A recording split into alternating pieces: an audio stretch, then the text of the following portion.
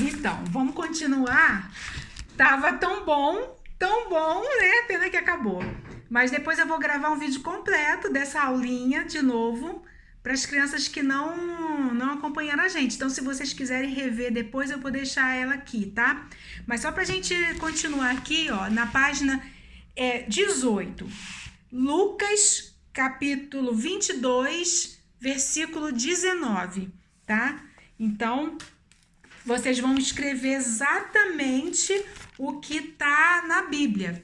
Na Bíblia Ave Maria, ó, fica na página 1378. Então tá aqui, ó, Lucas 22 e o versículo 29, tá? Então vocês vão escrever assim, aqui na página 18, ó. Na página 18, vocês vão escrever aqui, onde vocês procuram na Bíblia para poder, né, habituar a abrir a Bíblia, manusear, tá vendo, ó? É lá quase no final da Bíblia, tá bom? Então, é assim, tá escrito: tomou em seguida o pão e depois de ter dado graças, partiu, deu-lhe dizendo: isto é o meu corpo que é dado por vós. Fazei isto em memória de mim. É exatamente o que eu falei, né? É a nossa Eucaristia. É o que Jesus fez na última ceia. Ele juntou os discípulos, fez uma ceia, né? Pegou o pão. Depois de ter dado graças, isso quer dizer que Jesus orou com eles, deu graça sobre aquele alimento, sobre aquela reunião, sobre aquela amizade, né, que estava ali. E aí ele deu graças, louvou, né, a Deus, ele partiu aquele pão e deu para cada um, falando, né, que esse pão era o corpo dele. Então a Eucaristia é o corpo de Jesus. Ele deu um pedaço para cada um e mandou que os discípulos fizessem isso em memória dele, porque Jesus sabia que ia morrer. Naquela noite, depois do fim da ceia, mais tarde, Jesus, né, foi preso e aí tem toda a história, né, da crucificação de Jesus. Então era uma ceia de despedida e ele falou para os discípulos fazer isso em memória dele. E aí hoje os sacerdotes fazem isso todos os dias nas missas, nas santas missas, né? Então os sacerdotes fazem a mesma coisa. E para a gente receber esse corpo, essa comunhão de Cristo, a gente precisa passar por esse tempo, né, de catequese para poder entender e amar esse Cristo. Então, a gente recebe essa Eucaristia e aí a gente vai poder comungar todos os dias, mas se puder, né? Mas sem nenhuma desculpa, a gente vai ter que comungar todos os domingos, porque é o dia da ressurreição do Senhor. E qual é o efeito que esse sacramento faz em nós? Ele nos alimenta desse amor de Jesus, nos fortalece nessa caminhada, né, que a gente tem aí, nessa vida que a gente tem, rumo à eternidade, né? E essa caminhada nessa vida, já que a gente buscou essa amizade com Deus, a gente retribui ele manda o seu amor, né? Retribuindo essa amizade que a gente quer. E a gente se alimenta da Eucaristia para que a gente tenha o mesmo amor, a mesma força, a mesma fé que Jesus, né? Para ter essa intimidade com Deus, com o Pai, né?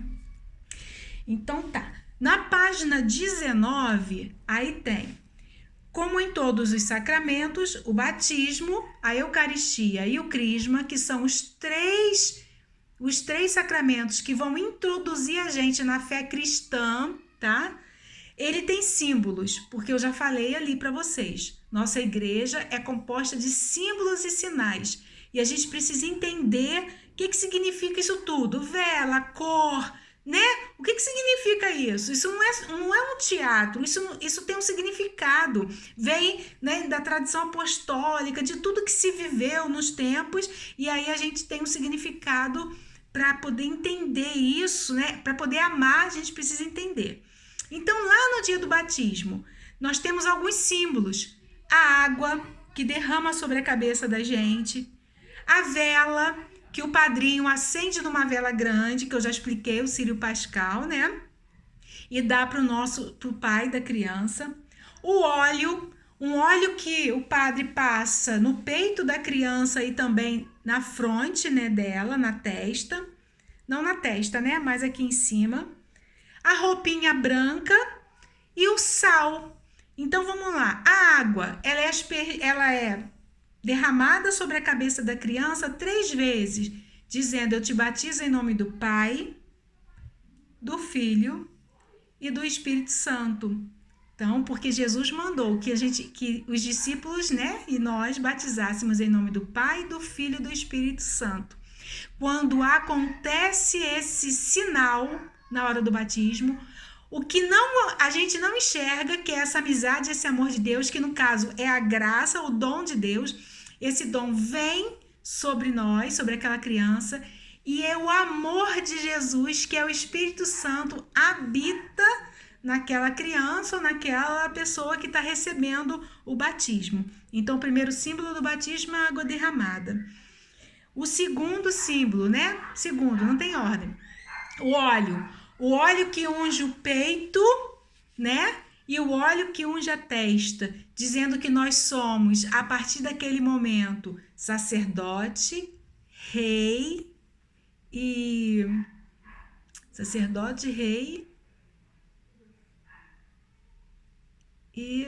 esqueci o outro, mas eu vou lembrar. Porque nós temos a missão de anunciar, defender e somos herdeiros do céu. Porque no batismo temos desejo dessa amizade de Deus, né?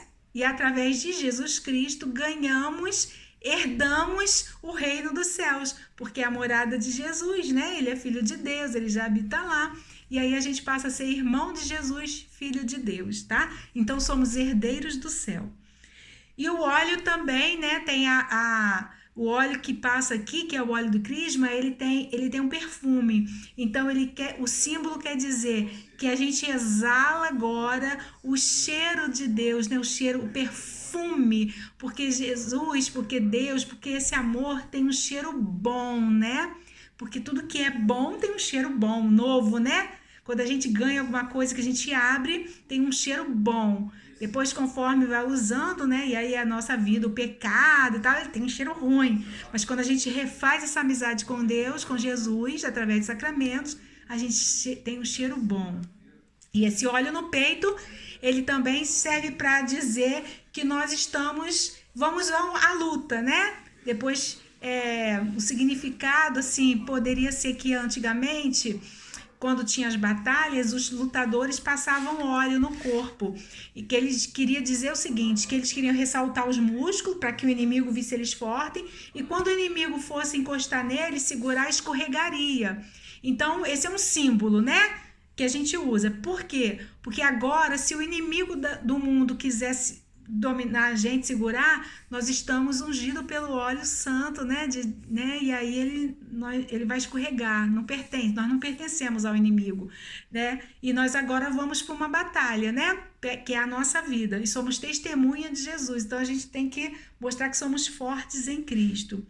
A roupa branca significa a pureza, né? Porque vida nova, coisa pura, então alvo, o que não tem pecado. Lembra que o batismo vai tirar a mancha do pecado original? Tem uma mancha na nossa alma, que é a amizade que foi rompida por Adão e Eva. A gente herda esse rompimento dessa amizade. Mas Jesus vem fazer com que essa amizade volte, né? E aí, essa limpeza, né, que seria tirar essa mancha do pecado, a limpeza é como essa parede, deixa tudo branquinho, por isso o símbolo da roupa branca, né, algo novo, algo limpo, né, algo claro. E o último eu coloquei mais um sinal, o sal.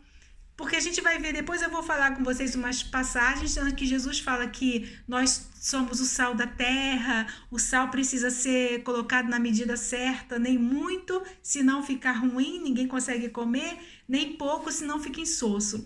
e o sal na medida certa. Então, como símbolo, né, desse sal, que a gente tem que ser esse mensageiro de Jesus e ser o sal que dá sabor às coisas da vida através de Jesus, aí o padre agora não faz mais isso, mas aí botava uma pitadinha de sal na boca da criança, tá? Do batismo. Então, com esse símbolo. Beleza. Falamos dos símbolos do batismo. Aí, então, água, vela, óleo, roupa branca e o sal. E na Eucaristia? Quais são os símbolos e sinais? Alguém já tinha falado, né? Então, o vinho, a hóstia, né? São os símbolos da Eucaristia. Aí, ó, o carregador chegou agora, né? Mas vamos de vídeo mesmo. Então, a Eucaristia é a hóstia, né? O pão. Enquanto o padre não consagra, né? Não fala assim, santificai, e aí, quando ele fala na missa, santificai, Senhor, as nossas oferendas. Quando ele faz assim e coloca a mão sobre as hóstias que estão na âmbula, lá no altar, quando ele faz isso, vem sobre aquelas hóstias o Espírito Santo, né, de Deus, o dom, a graça, né, esse amor gratuito que Deus dá, e ali aquela hóstia que era só uma farinha amassada, só um pão, se transforma verdadeiramente no corpo de Cristo. E aquele vinho se transforma no sangue de Cristo. Continua com gosto de vinho, continua com gosto de pão, mas aos olhos da nossa fé é porque Cristo falou, meu corpo e meu sangue, que é dado por vós.